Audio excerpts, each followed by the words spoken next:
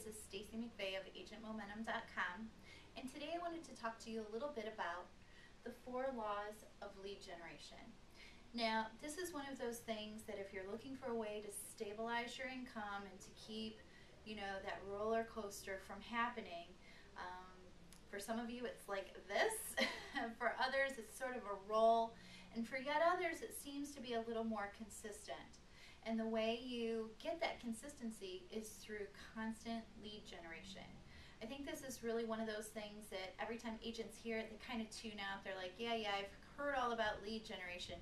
But really and truly, if you're growing your real estate business, this is something you're going to have to learn to absolutely love, okay? Because what it can do for you is definitely going to be a benefit in getting you to your goals. So let's talk about what the 4 laws of lead generation are. First and foremost, you're going to want to build your database. And remember, your database consists of 2 different types of leads or contacts.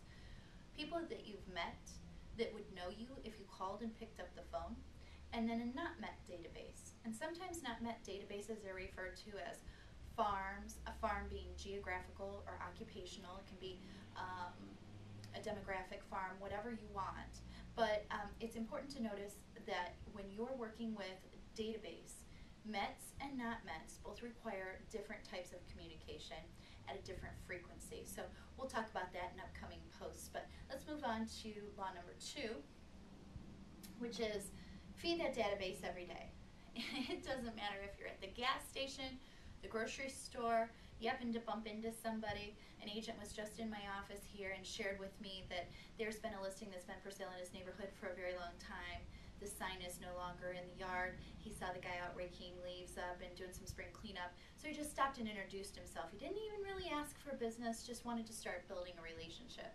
So there are ways to feed your database every day that'll keep that growing. You don't necessarily need big numbers, but you do need quality. Number 3, you want to communicate in a very meaningful way with your database. Whatever it is, make sure it's quality.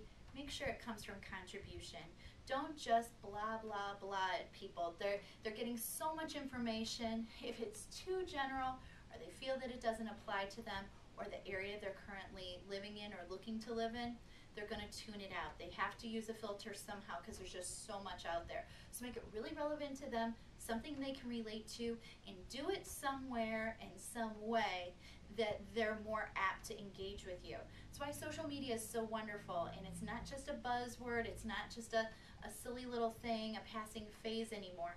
This is a real vital part of your business. So if you haven't figured out how to connect with your Mets on social media, that's something you're definitely going to want to grab some training on. Last but not least, service every lead. Boy, this is really important because as real estate agents, it's feast or famine. Either we have no leads or we have so many that sometimes a few fall between the cracks. It's really, really important to have systems in place that allow you to service each and every lead in a very consistent manner so people can start to rely on the type of service that you're going to provide, not only to them, but anyone that they might refer to you.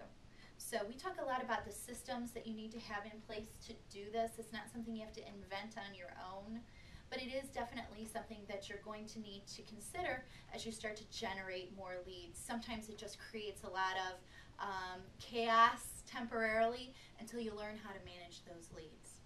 For more information, stay tuned here on agentmomentum.com as we continue to break down these steps in more detail and go into it so that you can better manage your leads and create some consistency in your income. Thank you so much for spending a couple of minutes with me. I appreciate your time.